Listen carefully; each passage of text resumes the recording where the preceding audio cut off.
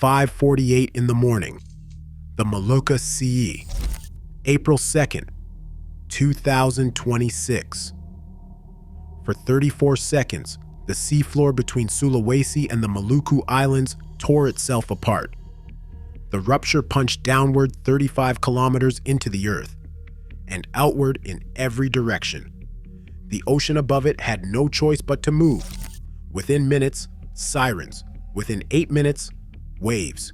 Within 15 minutes, the Pacific Tsunami Warning Center had placed 1,000 kilometers of coastline, Indonesia, the Philippines, Malaysia, on hazardous wave alert. People in Ternate ran into the streets. A 42-year-old man said he heard the earthquake before he felt it, heard it in the walls of his house groaning, before the ground began to roll. 2 hours later, the warning was lifted. 1 dead, buildings cracked. 48 aftershocks and counting. The world called it a close call and moved on. I'm not moving on, because I've spent the last 48 hours inside the seismic data from this event, and what I found has completely changed how I understand what just happened in the Molucca Sea. This was not a fault releasing. This was a fault redistributing, transferring decades of locked, compressed, accumulated energy sideways into the segments beside it. Segments that haven't broken in recorded history. Segments that are now, as of Thursday morning, measurably more stressed than they were before the quake hit. The aftershocks aren't random noise. They are a map. And when I plot them against the known fault geometry of this region, what they spell out is not a system winding down. It is a system that just shifted position. So here's the question I cannot shake. If the Molucca Sea just transferred its load, where exactly did that load go? Which coastline is now sitting on top of it? And when was the last time anyone warned the people living there what was coming? The Molucca Sea sits at the heart of one of the most seismically violent regions on Earth, the Indonesian archipelago. This is not new territory for catastrophe. It is old ground, built on a long history of world-bending events that follow a pattern seismologists in this part of the world know by heart. December 26, 2004. The third largest earthquake in recorded history ruptures the Sunda megathrust off the coast of Aceh at magnitude 9.1. The seafloor shifts by 20 meters. The Indian Ocean surges with displaced water. Within hours, more than 227,000 people across 14 countries are dead, 170,000 in Indonesia alone. Coastlines redrawn. The planet itself is knocked off its rotational axis. September 28, 2018. Sulawesi, magnitude 7.5. Not just a tsunami, but a horror called liquefaction. Solid ground turned instantaneously to liquid. Entire neighborhoods in Palu sank into the earth. 4,340 people dead.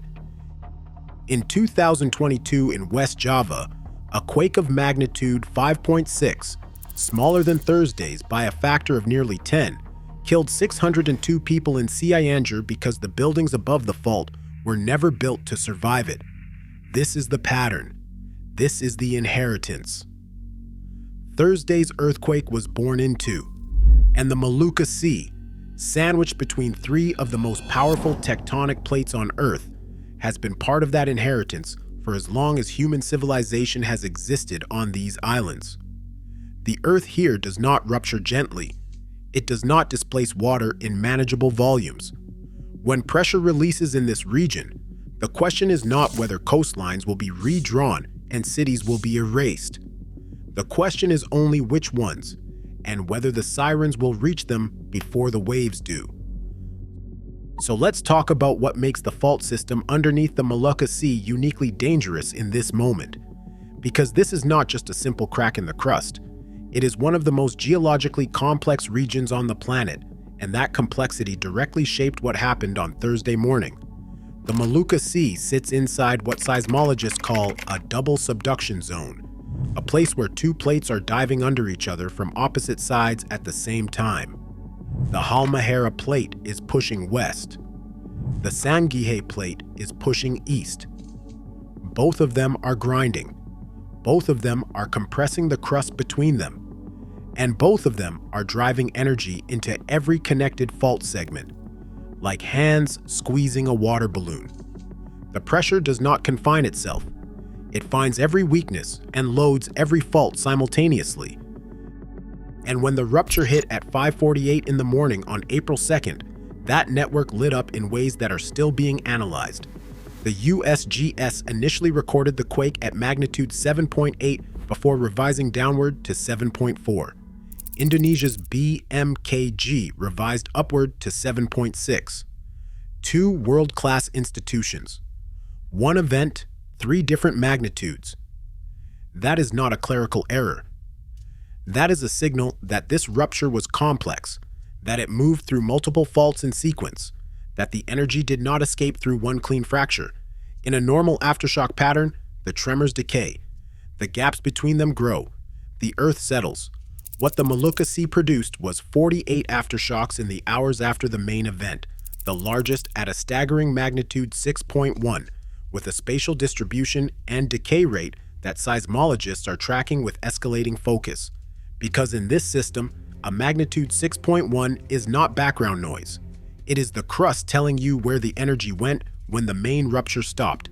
And right now, that map points directly at segments of this fault network that have not broken in recorded history.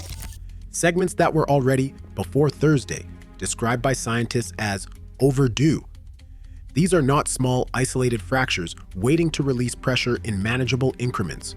These are full-scale ruptures waiting to happen. Ruptures that, when they occur, will not just shake the ground and displace water. They will fundamentally reshape the geography of this region, redrawing coastlines, erasing cities, and resetting the very landscape that human civilization in this part of the world is built upon. And the question that keeps me up at night, the question that has been running through my mind on a loop since I first saw the data from April 2nd, is not whether those ruptures will happen. It is when, and whether the people living on top of them will have any warning at all when they do.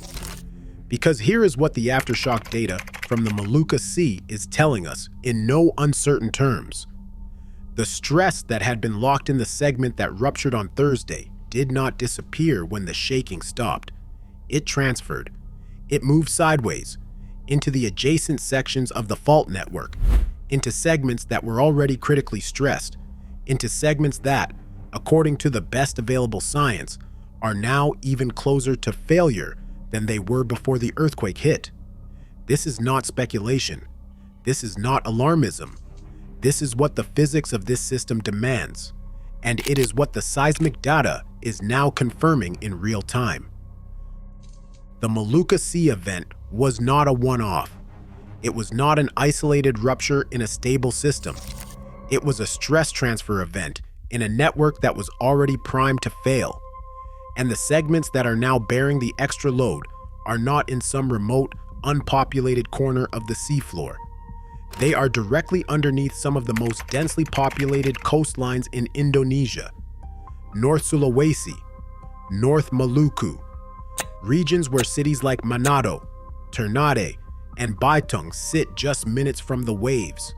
Regions where the official earthquake damage reports from Thursday are already describing cracked foundations, broken windows, and walls separating from ceilings. Regions where the very infrastructure that is supposed to protect people in a disaster is not built to withstand the kind of shaking that this fault system is capable of unleashing. And here is the part that keeps me up at night. The part that I cannot shake no matter how many times I review the data. The communities built on top of the segments of the Molucca Sea fault network that are now carrying this extra stress, the fishing villages, the port cities, the neighborhoods where houses are built by hand from wood and tin and plastic, are not just unprepared for a major earthquake and tsunami. They are fundamentally, structurally incapable of surviving them. The buildings in these communities are not constructed to modern seismic codes. Many of them are not built to any code at all. And when the next rupture comes, when the ground starts shaking and the sirens start wailing, the people inside those buildings will have minutes, at most, to get to safety before the waves arrive. Maybe less, because we have seen this before. We have seen what happens when a fault system like this one unleashes its full power on communities that are not ready for it. We have seen it in Palu in 2018, when a magnitude 7.5 earthquake triggered a tsunami that killed more than 4,000 people. We have seen it in ACIH in 2004, when a magnitude 9.1 rupture sent waves racing across the Indian Ocean, claiming more than 227,000 lives. And we are seeing the warning signs again now, in the Molucca Sea, where the aftershocks from Thursday's earthquake are not dying down, but ramping up, where the seismic data is telling us, in no uncertain terms, that the stress that caused this rupture did not dissipate, but instead found a new home in the segments of the fault that are even closer to failure than they were before. This is not a problem that can be solved with better warning systems or faster evacuations.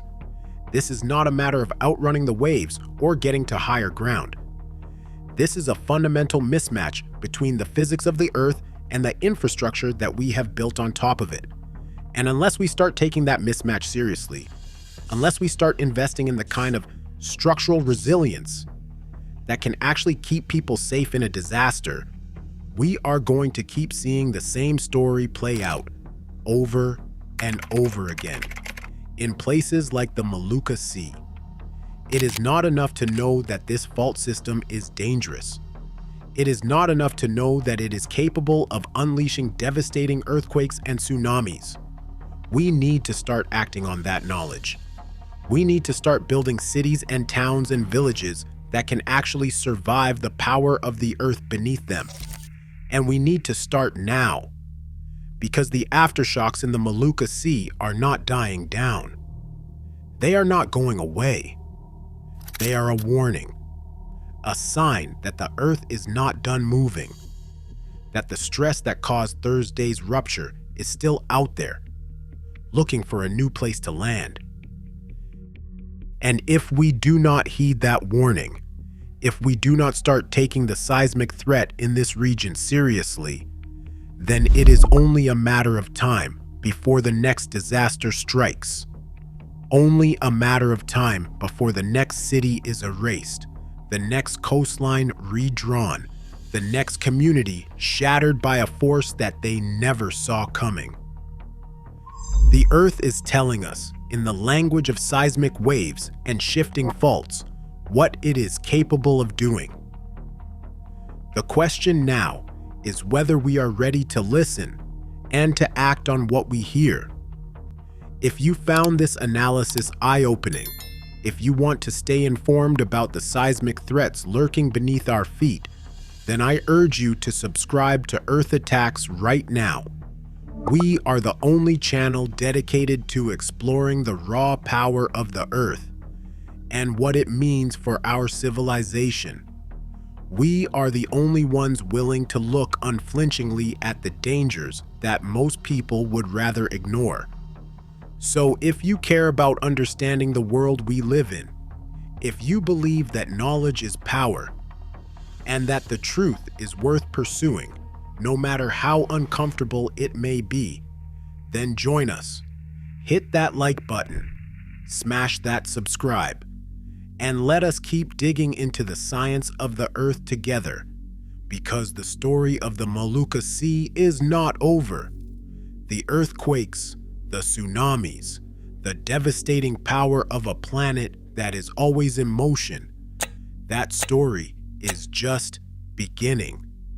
And the more we understand it, the more we face it head on, the better chance we have of writing a different ending. If you want to stay one step ahead of the seismic threats that lurk beneath our feet, if you want to be part of a community that is dedicated to understanding and surviving the raw power of the Earth, then you need to subscribe to Earth Attacks right now. We are not just another science channel. We are a lifeline, a source of knowledge and analysis that could mean the difference between life and death when the next disaster strikes. So if you value your safety, if you want to be prepared for whatever the Earth throws our way, then hit that subscribe button and join the Earth Attacks community today. Because the more we know, the more we share, the better our chances of weathering the storms to come. Stay safe out there, and stay tuned to Earth Attacks.